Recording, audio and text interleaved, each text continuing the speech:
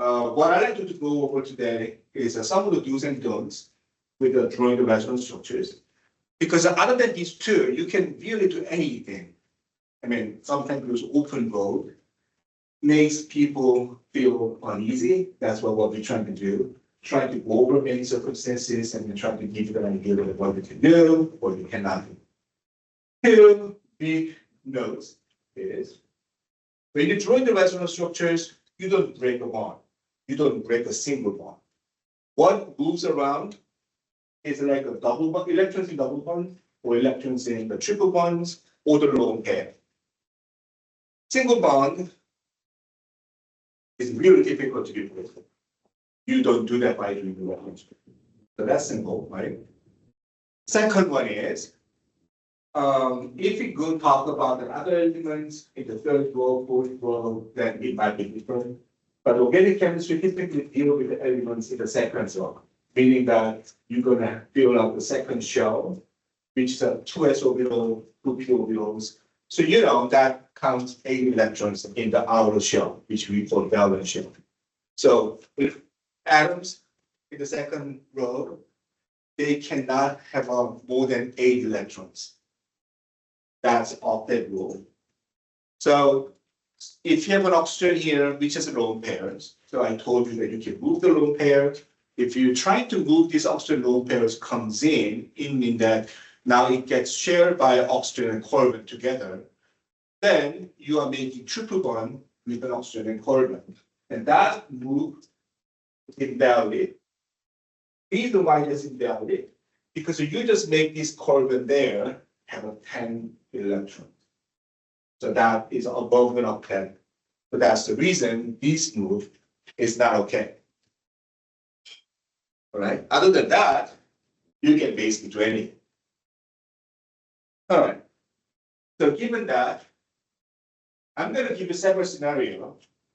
So we kind of try to sense that. I mean, sure, the principle is a principle until you get an idea of what it is, right? So you have to see, you have to make a lot of mistakes before you actually get to right. That's the purpose of that. There's a 2 molecule drawing the screen. And then I'm trying to move the electron from the oxygen, the lone pair of the oxygens. And then I'm asking you, can we do this? What do you think? Can we move that oxygen lone pair to that carbon? Meaning that now this oxygen, 100% shared by the oxygen, is going to be shared by oxygen and the carbon together. So that makes a double bonds. Answer is no. Because these carbon have a 1, 2, 3, 4 bonds there, already have an octet field. And then this oxygen try to give it to the carbon. Now these carbons gets 2 more. It's going to be 10, 10 electron situation again. So this is not possible. But what about that one? Can you do that? These lone pairs comes in, now make a bond between these two together. And then now you can see that now this carbon, there was an electron deficiency there. There was a 1, 2, 3 bonds with the positive charges. So that means this carbon only has 6 electrons in that structures. So it can take 2 more. So it can make a double bonds between the oxygen and carbon. So this is a valid resonance structure. So I hope that you understand you cannot simply just move the electron to anywhere for no reason. It has to be electron deficiency there so it can accept incoming electrons. I mean, that's kind of a common sense, right? All right, so continuing, that double bonds, as I said, electrons in double bonds, electrons in triple bonds, and lone pairs can move around and making resonance structures. So what we're trying to do, make these double bond electrons move over here between these 2 carbons. So this is a double bond, that was single bond. If this double bond move over there, you're going to have a double bond between these 2 carbons there. That's going to make having excess of electrons, getting a negative charge in. These carbons are going to lose electron because of one of the shared electrons are given to there. So that's going to be electron deficiency there. That's what charge is separated now. Can you do this?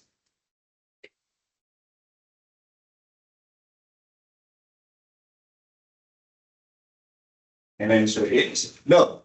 Same reason. Count the number of electrons on for this carbon. 2 bonds, 3 and 4 and 5. These are 5 on the carbon. Okay? You cannot do that. Because it means the electron cannot move to this direction. But there's a way to make it happen. The way to make it happen is using that double bond. When you move the electron from this carbon to there, this carbon gets electrons, but since oxygen is bonding to the double bond, we can possibly one of these electrons share with the oxygen to give it to the oxygen 100%. So it's like a 2 pairs of electrons move simultaneously. You move one from there, at the same time, one goes out. So that way, everything's fine. So multiple pairs of electrons can move together. Right? So those are the things, something that you probably have to keep in mind. And what I'd like to tell you is the meaning of the resonance structures in the very simple terms. I mean, of course, we're going to talk about more meanings later. But this is acetic acid, things that makes acid, because this proton bonded to the oxygen, it can go out and deionize somewhat easily. And this is acetic acid, and that's the components of vinegar. That's the what makes a sour taste vinegar.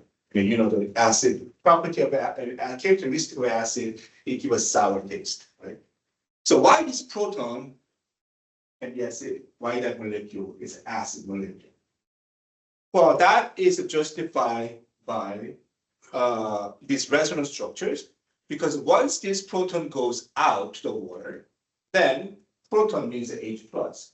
So what it means is that this becomes an anion. Oxygen gets an anion. But you can easily see that there's a carbonyl right next to this, so they can make a resonance structure. These electron pairs of oxygen comes in, they make a double bonds here, but that will make this carbon 10 bonded, I mean 10 electrons. So they're going to lose the one of the double bonds to the oxygen, so it gives a swap, swap of conditions, I mean the situations. So now these become double bond, and that becomes an oxyanion there, and this is a resonance structure they make. So that's the resonance structures you can draw. But what is the actual meaning of that? Is it? If that's a real molecule, then this oxygen has to handle 100% of the negative charges. I mean, oxygen can handle negative charges better than other elements. But still, you have to consider, they rather want to be neutral, right? Why they have to be charged? Why they have to handle the extra electrons? I mean, there is a kind of situation that has to pay on. If you're going to hold a hot potato only by yourself, your hand's going to burn. And that's what this oxygen is going to feel if it has to handle all by itself.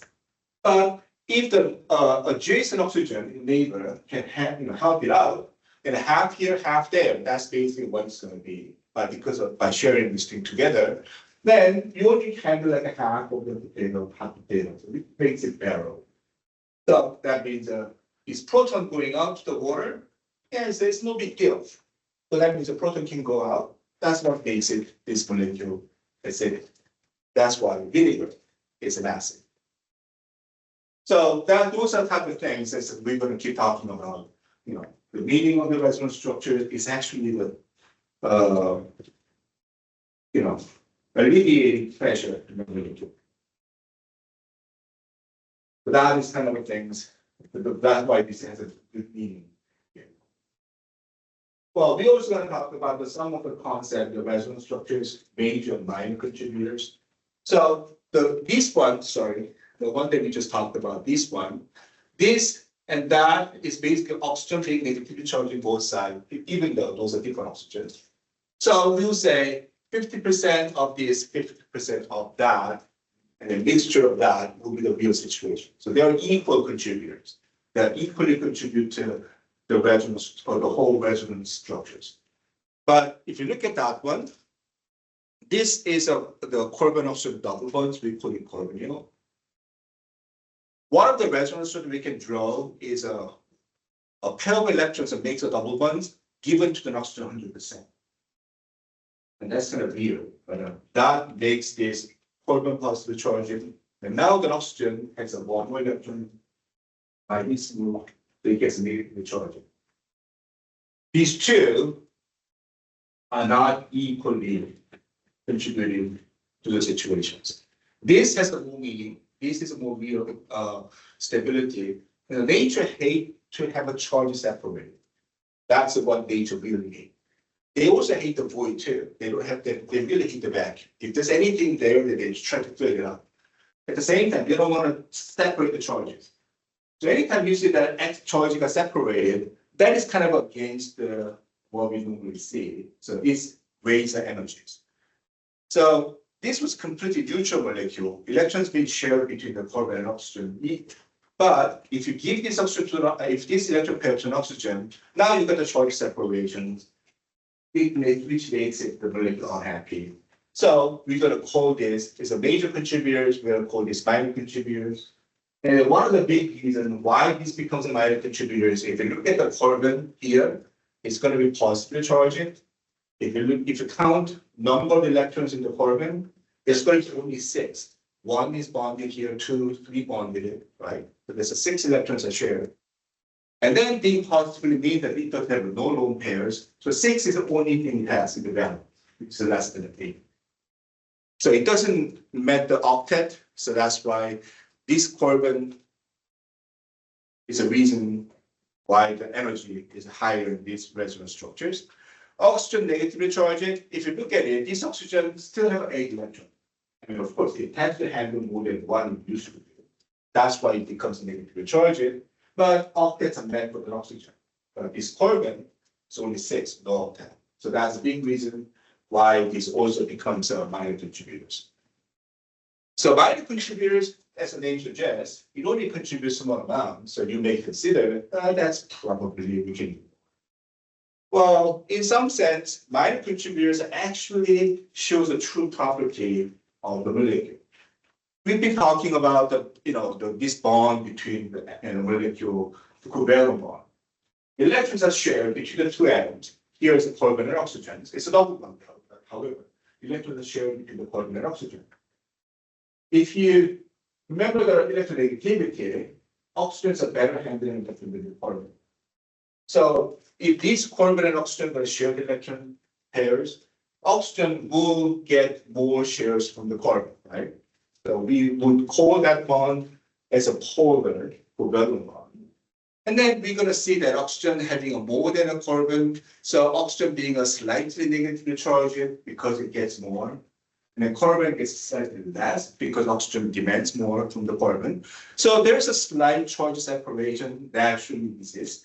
And that's what makes this molecule polar. And if we call this molecule have a dipole. And then these minor contributors kind of shows that why the charge separation exists. Of course, they will exist in this way 100% of their lifetime, but the small fractions of the characteristics can be explained by the minor contributors. So that's what we also try to find out the minor contributors. But at the same time, we also try to recognize which one's a major, which one's minor, when you draw the resonance structures. So those are the practice that you need to do. All right. But when you draw this resonance structure, there's something that you need to think about. When you throw the ball, when you drop the ball, basically, where does the ball go? Does it go down or does it go up? The ball can go anywhere, right? If you just leave the ball in the middle of the air, if you don't understand the gravity, and of course, we also use the same gravity, so we all know it goes down. But what if there's someone who lived in the space all their life, they don't know the gravity, then they basically can tell the ball doesn't go anywhere. They can say that too. It's all about the universe that you're living with. That type of thing, of course, you have to account for. Electrons here, in the pair of the electrons between the carbon and oxygen, we give it to the oxygen, we don't give it to the carbon. Why we don't do this? That's another resonance structure we can potentially draw, right? And then why we don't do this way? Why we only count that one as a minor contributor?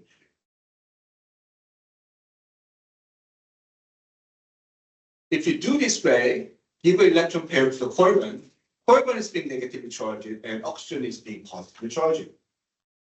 If you count the electrons in the carbon, now it's going to have 8 electrons, octets fit right there. Oxygen, it doesn't need octet because it only has 6 electrons. Same situation as that one. Carbon doesn't need octet, oxygen has an octet, carbon has an octet, oxygen doesn't have an octet. So one of the atom has to have less than 8 electrons. It's a choice of either carbon or the oxygen, right?